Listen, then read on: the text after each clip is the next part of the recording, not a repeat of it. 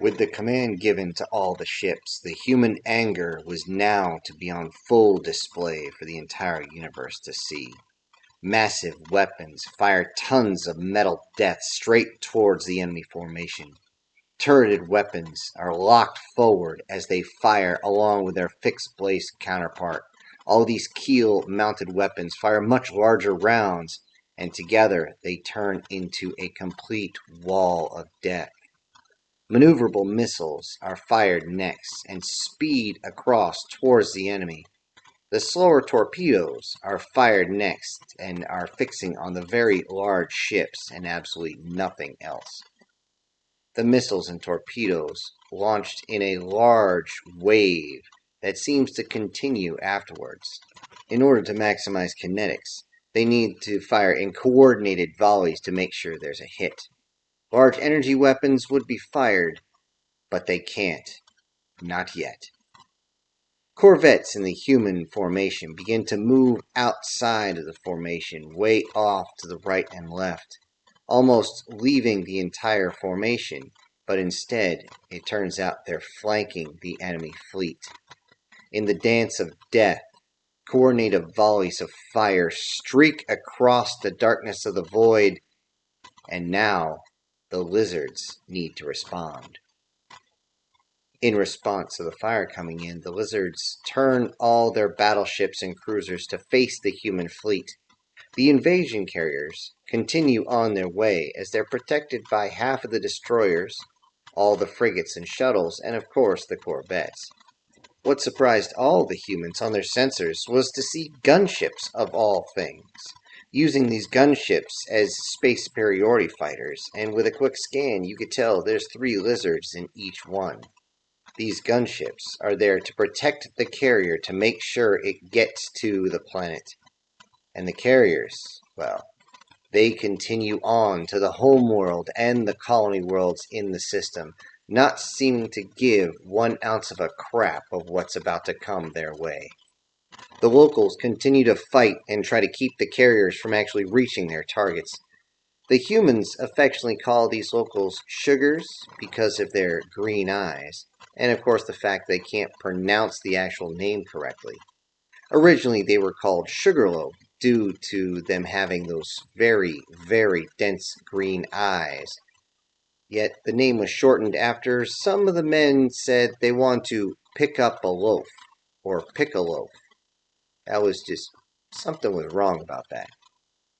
The Sugars realized that they actually have an opening once the big guns started to move away, and attacked with further, firing with everything they had, getting closer and closer to the carriers.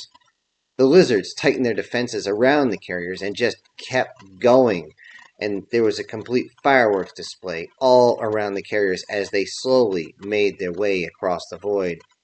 Several lizard corvettes and frigates begin to go down, but the destroyers around the carriers are still holding firm and sending out waves and waves of fire. The Lizard's center force maneuvers to try to avoid direct hits from those coming in from the human fleet, though they quickly realize that if they were to maneuver, they would leave the carriers undefended. The carriers, as large as they are very easy targets, difficult to maneuver, and if struck, they would cause catastrophic damage. They realized that they needed to deflect the shots, either that or absorb what is coming in from the humans. The lizard battleships began their own volleys of torpedoes and fixed cannons all around the bows. They do not have many turrets outside of their point defenses. Their design philosophy for the big guns was simply to cover the entire bow with fixed munitions and fire in volleys over and over again. Designed specifically for slug matches, these are dangerous capital ships if they were only going capital ship to capital ship. With the human projectiles only about 30 seconds out, the lizards began to volley into the incoming projectiles to try and knock them away, to eviscerate them, to incinerate them, to do anything to stop them from striking. The point defenses are good, but these were very large pieces of metal, and any captain worth any type of salt knew that they had to do something. The energy weapons from the lizards are able to deflect the rods from hell, but in doing so, they simply spin the solid projectile, as ricocheting of the rods only works if you detonate next to it. This just makes the rods tumble when struck by an energy weapon. So instead of a straight and true slicing weapon, now it is simply like throwing a very large hunk of metal spinning through space, and now they face this spinning piece of metal still coming at them at just about the same speed. Well, almost. It was slightly slower, but knocking down from Mach 7 to Mach 5 isn't going to make much of a difference. Though because they're spinning and tumbling, they're not going to penetrate like the spike they were designed to be. But whatever got hit by this hard rod getting slapped across their face is definitely going to feel it, as it punches right through the armor. Any lizard ship unable to take a hit tries desperately to get the hell out of the way, as many of these spikes are now randomly flying across the battlefield. Most do succeed, but with constant hits and the terrible, uncontrolled, and unpredictable manner of these rods as they're going through the fire, anything smaller than a cruiser is severely damaged or destroyed, possibly even sent adrift by even a grazing strike. The partial biotech ships that the lizards use may recover over time, but not today, not with that much damage. The lizard main guns are also used to fire into that insane cloud worth of missiles coming in. The missiles are instantly destroyed when struck by these energy weapons, and simply make a huge fireworks show. Yet they continue to go through because there's just so many of them. After the missiles, which move a lot faster, the torpedoes are coming in. They do dive in and actually fire an extra booster rocket right before they strike to allow with penetration, but the torpedoes, being armored, are much, much slower. The armor itself allows many of them to actually absorb or deflect the hits, sometimes sending them off course and tumbling, but very soon they redirect themselves back onto target. When looking at the numbers, 19% of the torpedoes in that swarm explode when they're hit, which means 81% continue onto the target, even though a few are delayed. The first volley to hit the Lizard fleet struck in and direct hit on one of the battleships. With ballistic weapons piercing the inside, swatting it on the side, it started to shake, rattle, and roll all over the place as different projectiles crashed into it, one going right down the center and almost piercing it stem to stern. Along with multiple grazing hits, it was actually done. The direct hit did cause it to fall out of formation, but the battleship was not fully sunk, and since they weren't explosives, they weren't splashed either. The cruisers and destroyers are trying to stay out of position to make sure they are not struck, but as they do take several hits, multiple are taken out of the fight, even with a grazing hit of this spinning rod simply ripping one of the engines off the side or crashing into it broadside. Only 7 actually splash as their reactors explode. The missiles change their course and immediately start heading towards the gunships. The lizard pilots, who realize what's going on, attempt to evade. Although trying to evade a missile in space is like trying to evade a missile in space. It's not going to happen, not with a biological pilot. Those that did not run away immediately simply exploded, and they joined the massive fireworks show that was happening between the two fleets. The armored torpedoes were the next ones to strike and found their mark next. After losing the 19% due to main gunfire on the way across from fleet to fleet, another 48% fell to point defense weapons. Unfortunately, the armor was mainly on the front of the torpedoes, and every time they passed by, if a point defense weapon caught it on the broadside, it didn't matter if it was port, starboard, ventral, or dorsal, it was going to be effective, at least to a point, and for many of them, they simply went quiet or exploded. The remaining 33% of these torpedoes found their targets waiting and hoping that these torpedoes wouldn't do what they did. The torpedoes penetrated deep inside, ramming so hard that many of the ships shudder from the impact, pausing as they entered and stopping just long enough to allow the crew to believe that it was a dud. In truth, this pause was there for a reason. It allowed the computer to double check to make sure that it can reach the engines. If not, it fires its rockets again. And then it explodes, blowing its entire combat load up inside, filling the entire hull with so much pressure that most ships simply break in half or just detonate into nothing.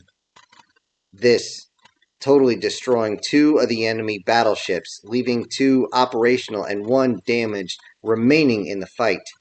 Seeing the human tactics, the gunships are immediately brought into the Lizard fleet to allow them to destroy the torpedoes as they approach. They can't do anything much about the missiles except to draw them close to the ships, where the point defense cannons from the larger ships will protect the gunships. This dual protection works. Still, they have a numerical advantage even though they're taking major losses, and they will be able to capitalize on it. Besides, the human fleet is feeling the pain as well. On the human side, a high volume of fire is taking its toll. Over 50% of the Lizard's main rounds reach the human lines. Direct hit of the Lizard's pulse cannons will severely damage a destroyer or a frigate, that is, with a direct hit. Many times, this will destroy the ship or simply leave it to drift. This is why the corvettes were sent away, as they simply do not have enough tonnage. Even a grazing strike would end them, and this was no place for small ships in a capital ship slug-off. The human cruisers and battleships are able to take the hits, though, several, and just keep fighting, especially the battleships. The thinner armor of the cruiser means they have to evade like a destroyer as best they can, but they can still take some of the hits. Being forced to evade means they cannot use their main fixed weapons. Instead, they still have the turrets, and the turrets move to make sure they can still engage the enemy, even without the fixed weapons backing them up. The heavy armor of the battleships means that they can take the hit and still fire their fixed weapons and their turrets without much of a problem. The armor used on the human battleships is multi-layered for this purpose. The base layer closest to the hull, which is nothing to scoff at, it's several meters thick of solid metal. The exterior armor has a kind of woven metal to allow absorption of impact of any type of kinetic weapons. Above that is reactive armor that's meant to deflect away any type of missiles, torpedoes, or any of that to make sure that the explosion blows away from the ship, or simply to make sure that said explosive detonates early before it does actually hit the ship's hull. On the very outer layer is heat-reducing material able to absorb most of the energy weapon's heat, anything coming from the Lizard cannon. Though quite fragile to kinetics, this would be responsible for making sure that the battleships stayed in the fight as long as they do. This same exterior layer is actually on the armored torpedoes, allowing them to reach their target, as they are even fired upon by main guns, many of which, again, if not an absolute direct hit, will simply deflect them sideways, ever so slightly, until they reacquire their target. Still, taking direct hits with or without this armor is not unnoticed. 2 of the battleships begin venting atmosphere as the battle continues to take its toll. Thanks to damage control teams, though, they are able to remain in the fight longer than anyone could possibly believe. Only a direct hit on an exposed turret can actually do any lasting damage, and in that case, compartmentalization is your best friend. All doors and hatches had already been set to condition Z after all, which meant, even for a massive breach, this battleship would not stop. The Lizards continued their assault, pushing even closer and closer to the human fleet, but they're confused that the human fleet is able to keep fighting after taking so many hits. They watch a few battleships and cruisers take direct fire, venting atmosphere, some of them even shuddering from the hit. And yet, within minutes, the venting has completely stopped, and they're still fighting. How are they able to do this? There's clear damage to all the human fleet, yet they still keep going. It seems as though they're biomechanical, but no matter how many times they scan it, the only bio that's in there is human itself. Everything's mechanical. How could it heal itself, they wonder? But they didn't have time to worry about that. They needed to keep pushing their numerical advantage, and they still had numerical advantage over the humans. And pretty soon they would be close enough where the energy weapons would be more and more effective, being able to cut through whatever type of armor the humans had. As they believed, victory was very close. The human corvettes began firing from the flanks. The gunships did not engage them, as they had to make sure that the torpedoes did not fire into the lizard fleet. This allowed the corvettes to basically be able to free fire into the fleet, broadsiding many ships and taking them out of the fight. However, unless they were firing at something very bulbous and large, like a cruiser or battleship, the smaller ships could easily get out of the way, as it still took 15 to 20 seconds for the shots to reach their target. Still, they continue to fire, even though the corvette guns are not nearly as effective that comes off a battleship. However, they are still dangerous, as they still potmark the enemy fleet, making it more and more difficult them as they continue to advance towards the humans. In need of more focusing fire, the Lizard Fleet Admiral calls everyone to condense in. The initial volleys forced them to scatter out and spread out very far, but that meant that if they were trying to focus fire on one ship, that one ship simply had to move, and everybody just stayed out of a very small sector of space. Instead, they wanted to get all the battleships, cruisers, and everything else close so they could create an absolute wall of fire, and fire in volleys similar to what the humans were doing, almost like old musket lines when you think about it. This meant that over the long distance, even if somebody tried to move, they would still not have enough time to get away, maneuver fast enough to get out of all the fire, causing several direct hits. And if they focused on one ship at a time, making sure that wall went in, they knew they'd be able to take out the ships one by one. And once the main battleships were gone, then they knew that their fleet would have complete and total domination. Essentially, they would be able to pull the human fleet apart, and they definitely wanted to start with the battleships. As the Lizard Fleet condensed, the human heavy cruisers finally were able to bare their teeth. They opened large armored panels at the bow of the ship, revealing very large fixed energy weapons.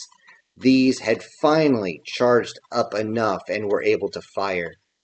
The multi-barreled pulse cannons each fired 22 pulses simultaneously out of each of these barrels, only altered by one single mill. This will allow the shots to slowly spread out over a very large area. The farther away they are, the larger the area that they would hit. As these cruisers fired, the death blossom that came from all of them filled the space in front of them and crashed directly into the entirety of the Lizard Fleet. The destruction of these weapons was clear as ships began to simply explode. Forget Splash 1 or Splash 2, they were counting them in 10s, 20s, and 30s at a time. This sent debris flying across the battlefield in the lizard formation as debris began to crash into even more and more ships in their formation now that they were really tight. Even the battleships that survived the initial volley were being beaten from every single side as large sections of their own ships came crashing into their sides. Friendly ships were now embedded inside the battleships, and there's nothing they could do. At this point, the lizard formation finally broke, and the few survivors said, "Fuck this," and ran for it. They all immediately flipped and burned and got on the other side of the debris field so they could get far enough away from any gravity field to jump to FTL. They did get away, as trying to attack through a debris field is rather pointless. There's too much crap in the way. looking at the destruction from the pulse weapons. One of the officers on the bridge said, "Maybe we should lead with that next time." This got a laugh from everybody, but they all knew that they can't just charge this up during their FTL flight, as the energy fluctuation would interdict the FTL field and force them to jump back into normal space, and usually in a very violent manner that would turn everybody on board into chunky salsa on the walls. Once out of FTL, it still takes at least 20 minutes to spin up from zero, and another hour to cool down after they fired it. So everyone knew that once these things were fired, if the enemy didn't break, they're in trouble. The human fleet reconsolidated and headed to the Sugar's homeworld. It was clear that the lizards had not waited for the battle to be over, and they had focused on their mission. All 4 carriers were now dropping onto the Sugar's homeworld, and 3 smaller carriers, 1 each, were dropping on the other colonized worlds. Since humanity's fleet had just fucked up the faces of an entire enemy fleet, they wanted to go in guns blazing. They wanted to just tear up those carriers and then shoot down on the planet, but you can't. There are friendlies down on the surface, so orbital bombardment is completely off the table. Although for the soldiers, they didn't mind. Each of them had that look in their eye and that evil grin that said, "I just want a piece." Oh no, I don't want a piece. I want all the pieces tore apart and laying at my feet. The soldiers knew it was really time to get some payback. On the planet, the Sugars braced themselves for what was coming when they saw the carrier dropping. They looked up and believed that they would be able to fight off anything. They had found a way to survive, after all. They had had to deal with the loss of all 7 of their moons that made an entire planet try to tear itself apart through atmospheric disturbance, tsunamis, earthquakes, volcanoes, and all sorts of other things for over a month. That was a lot. Even after they survived all that, half the population died in bad ways. Even going through this, they were warriors, a true warrior culture, down to their blood, their bones, their souls, and they will go out that way no matter what. They grabbed their weapons, and they believed no other species in the galaxy is as strong, as fast, and could possibly take them on, so they had the plan to take down anyone who invaded this planet. But we all know about best laid plans. The Sugars may be warriors, they may be excellent warriors, but certain factors definitely slowed them down in this fight. First off, they were outnumbered. A lot. At least 30, sometimes 70 to 1. Even though they're fast and strong, there's some odds you're just not going to beat. The second issue was the insistence that the Sugars use melee combat. Even though their entire planet is covered with forest, which means they can get close, they still insisted on using things like clubs, spears, swords, anything of that nature, as they wanted to be looking the enemy in the eye when they killed them. This is who they were. Another factor that slowed them down was that only females remained. After the illness had killed off most of the men, 99.89% of them, attempts at repopulation clearly had issues with genetics very, very quickly. They realized if they only had a handful of men, it would be very soon before they would be giving half-brothers and half-sisters the chance to mate with each other, which, as everybody knows, is a bad idea. They ended up using their advanced technology to extend their lifespan similar to that of humans. They also found a way of reproducing by taking 2 eggs, making sure one had no viable genetic material, only enough material to cause a division, and they would simply inject it into the first egg. This was very, very similar to what humans first decided about cloning. With a little push, once everything was together using a frequency shock, They were able to induce all the cells to divide. This allowed the warriors to actually give birth to another, yet they were essentially clones themselves. But these ones were born, not grown in a tube.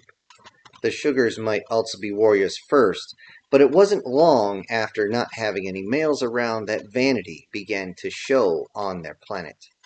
Many things, from buildings to clothes to even their own ships, were more decorative than they were practical. Genetic manipulation also allowed them to enhance certain aspects of their future offspring. As a side effect of only using eggs, they also had an issue. All they could reproduce were females, absolutely no males. One would think that something like this would be heaven, as everything was beautiful, and so was everyone there. But right now, on the surface, it was hell. Lizard landing craft are strafing everything they can as they go over almost at max speed. Some of them seem to be moving just fast enough to cause a shockwave that tears apart entire buildings. The skies are filled with aircraft and aerospace fighters fighting it out, trying to make sure that they have some sort of aerial dominance. But those from the surface are not doing well. Ordnance is sent up from the surface. Guided ordnance is out there hunting whatever it can, but sometimes gets confused and splashes its own defenders. Point defenses of the gunships of the lizards, protecting most of them from these missiles as they invade, landing, dropping off even more of their brethren before taking to the skies and strafing down on the sugars. It is absolute madness.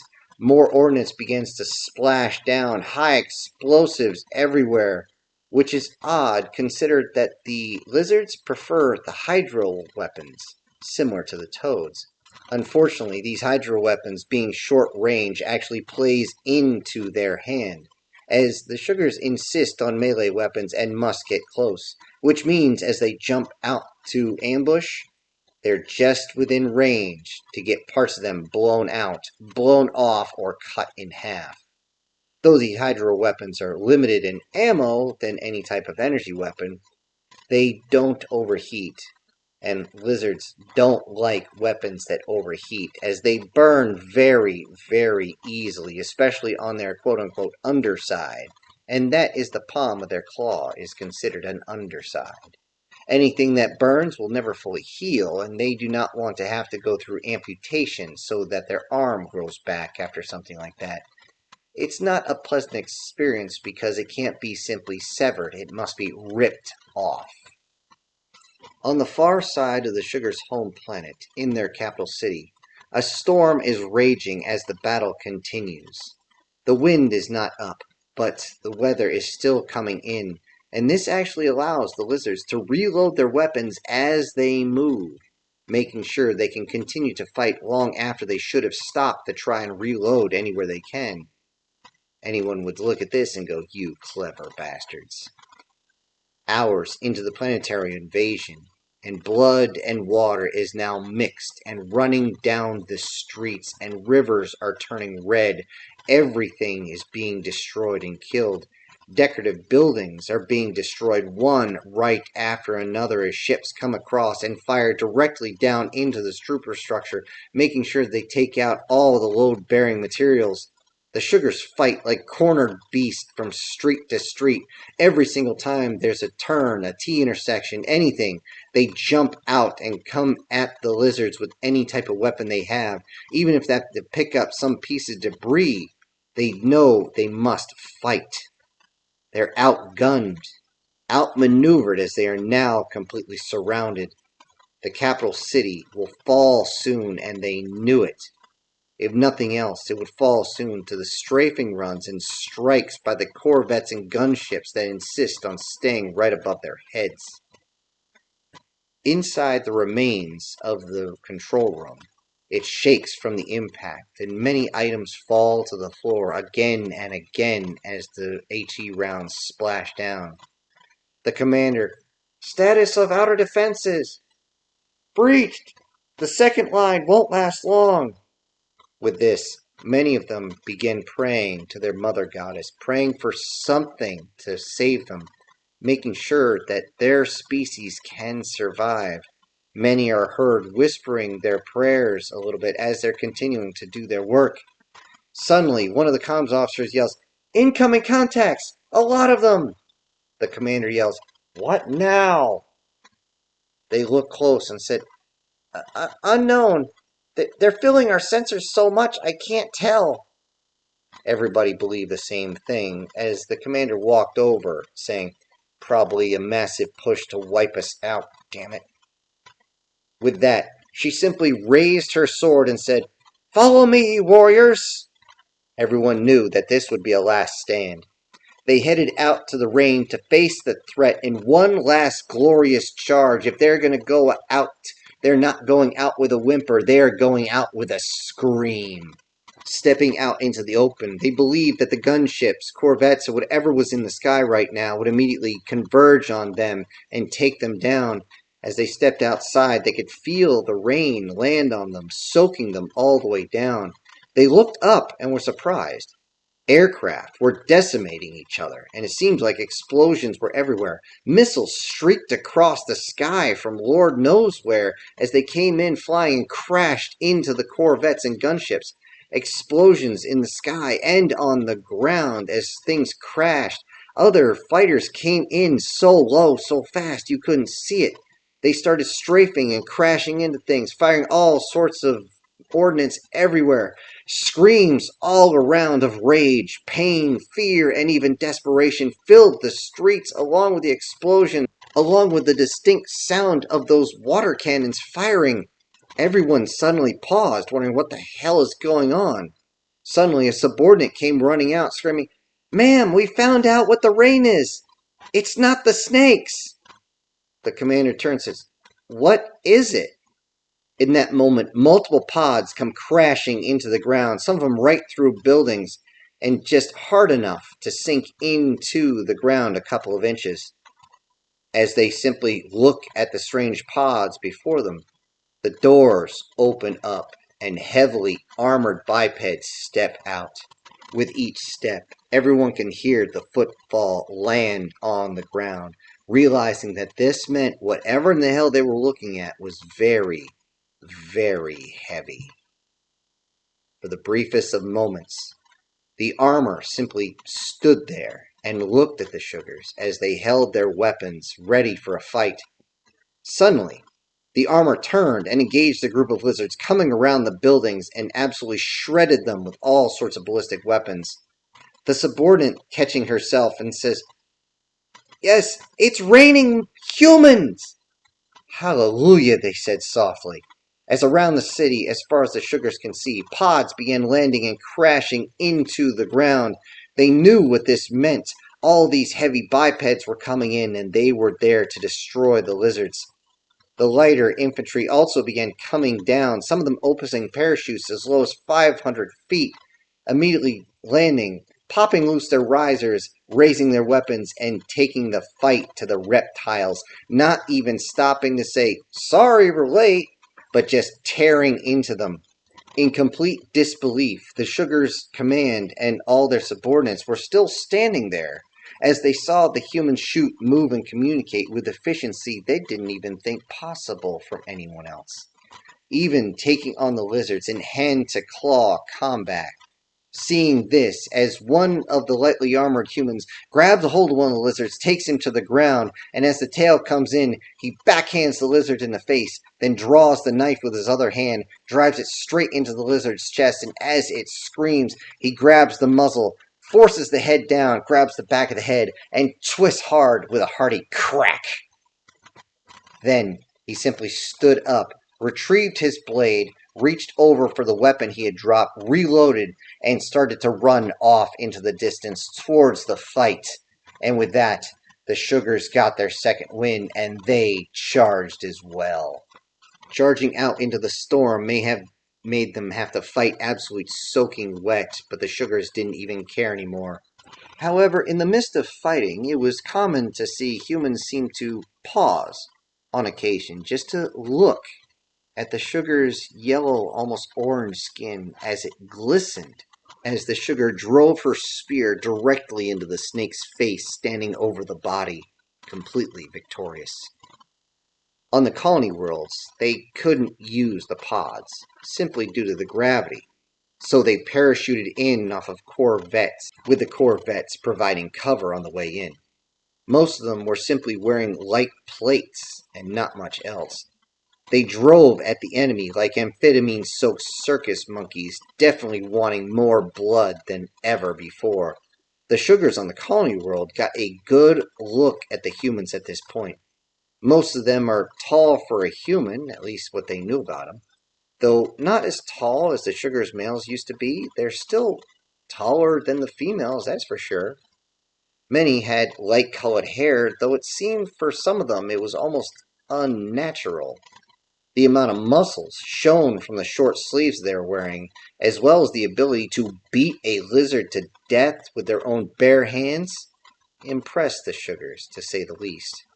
All of the humans seemed to be lean, as though they had no body fat, but they all seemed to have plenty of energy. This got a few of the sugars thinking something else, as the humans showed how mean they are, as they tore into the snakes, even to those that surrendered, many of them on their knees begging for forgiveness, yet the humans would walk up and simply end them. The human fury cannot ever be underestimated at this point. Outside of the planet, the fleet had mopped up the last of the enemies that were invading the worlds, even destroying a few of their carriers, as most of them said, "Fuck this, I'm out," and ran for it, just getting on the other side of the gravity well and jumping to FDL. As everything wound down, the sugars seemed to lock those almost solid green eyes on the humans as they finished off the last of the snakes, taking a bit of pride in just ripping them to pieces, one arm, leg, tail, and anything else they could grab a hold of before ripping the head clean off. The powerful exosuits were able to lift up the snake and actually crush the throat in the palm of its hand, even using the power armor suit every once in a while to toss a snake transport up into the air like a piece of luggage, and when it came down, it usually either damaged it beyond repair or the magazine would explode. With the battle concluded, the Queen of the Sugars simply walked up to one of the suited humans and tapped it on the shoulder. This made the human spin around very quickly, which immediately saw that she was standing there and relaxed. The Queen simply asked for the leadership. Without speaking anything that she could hear, the human simply stood motionless for a few moments, then raised the arm and tapped a few pieces on its armor, and then something opened up, and this produced a very small hollow projector. The Queen could suddenly see that there was a human face coming from this projection. She knew what it was, as she has similar technology, even though a little bit better than what she was seeing. She simply asked, "Are you the one I have to thank for the survival of my people this day?" The Admiral responds with, "You could say it was me, however, the thank really goes to the entire race, my entire species." The Queen then asked, "What do you desire in exchange, in compensation?" The Admiral was confused. "You make it sound like we're here to barter or something." The Queen, listening to the translated message, responds with, "Then what have you arrived on our planet to accomplish?"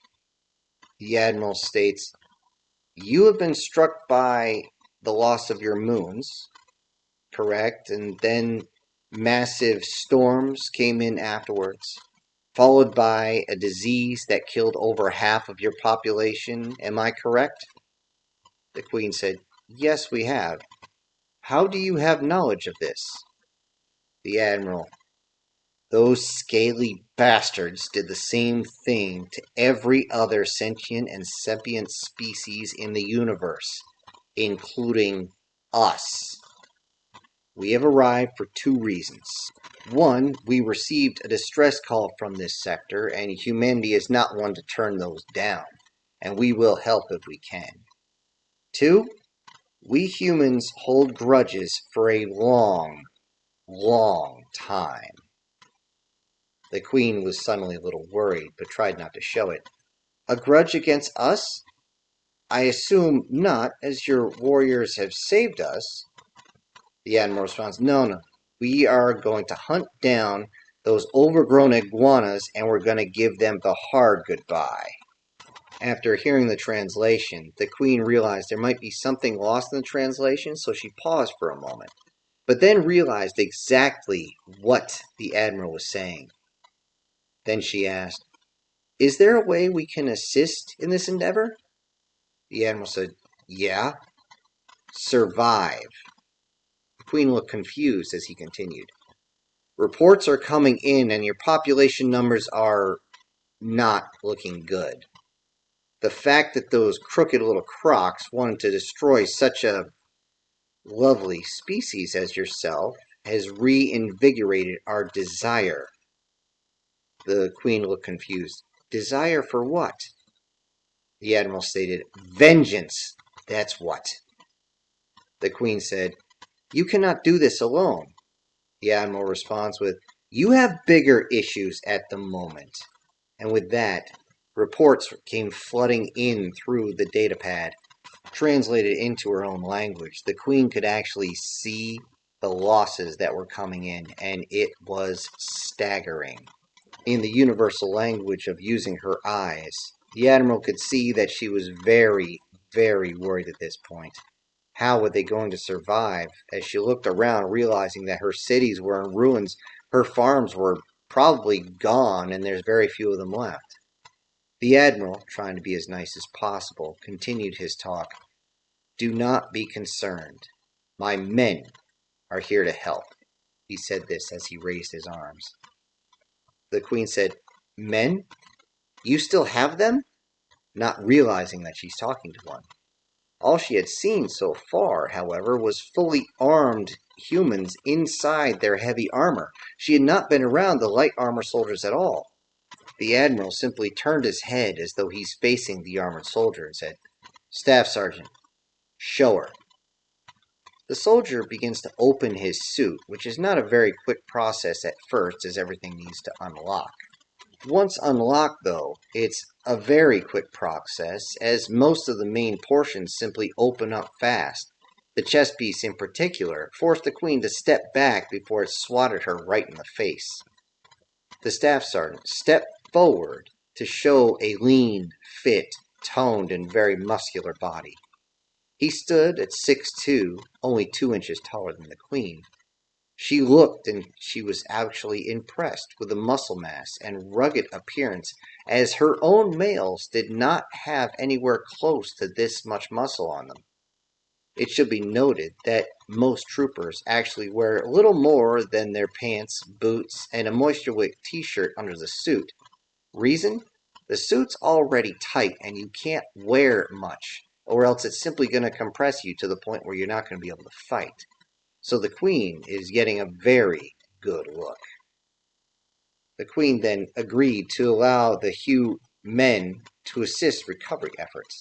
As supplies came down and all the humans got to work, all the sugars were actually surprised with the speed and sheer power of the soldiers, even without their armor. Within the first day, there was an issue, though. After the rain stopped, all the soldiers remarked that the locals smell nice and sweet, like candy. They had to constantly be told by their chain of command, hey, stay professional. Professional. You hear me? Keep that in mind. I don't care how sexy they are. I don't care that you want to climb them like a tree. No, professionalism. You see me being that way? That's right, professional. They would constantly have to say it. Even with this distraction, recovery efforts continued, and continued a whole lot faster than the sugars thought possible. As temporary housing was made, food was brought in, water was made palatable, everybody was starting to actually feel just a little bit better. They kept getting brought back to reality as they still had to bring out the bodies of anybody who was stuck under the rubble. The humans insisted on saving as many as they could. And whenever they heard doc or medic, everybody knew to get the hell out of the way. If they didn't, somebody was going to move them. They saw that the humans would actually tear up and get very, very aggressive when they could not save a local, especially when it comes to a young one. It seems as though humans take this personal. Most of the humans wouldn't say why, but all the human soldiers knew, as their protective instinct had kicked in when they were fighting this battle. And now it seems as though they're losing their women again. Even through this sadness, though, there was a glimpse of hope. Though the screaming had got most everyone to come running who was in earshot, everybody was surprised to see that a human medic had delivered a child, the first one born since this invasion. This actually shocked the locals, as they kept asking the medic, "How did you know how to do that?" Then they realized that their biology was very similar to humans. The video of this spread across all of humanity as they saw the young girl being handed off to her mother by the medic. All of humanity, even though they had tasted a bit of blood and got a little bit of revenge, they were now revitalized and dedicated to face the lizards that would go and kill the innocent. The simple cries of that little baby girl was something that every single man wanted to protect, as though that girl was their own blood. This revitalized and doubled up the dedication for everybody to face the lizards, even when they reached the lizard homeworld. It wouldn't matter if they face a dragon, even a magic dragon. They will kill so many of these fucking lizards that they will make scales fall like rain, and nothing in this universe is going to stop them. Hello everybody, this is Syntax. Thank you so much for joining me on part 5 of this series. Before I go, I need to send out some special thank yous to a few of my supporters, and those will be Erica Gem, Ava Clark, MTF Guard, Guardian Sage, SS Demon, Brian Kemp, Chris Dixon, and Cause Lynn. Thank you all so much for supporting the channel. Everybody else, I will see you on the next one. This is Syntax, ejecting.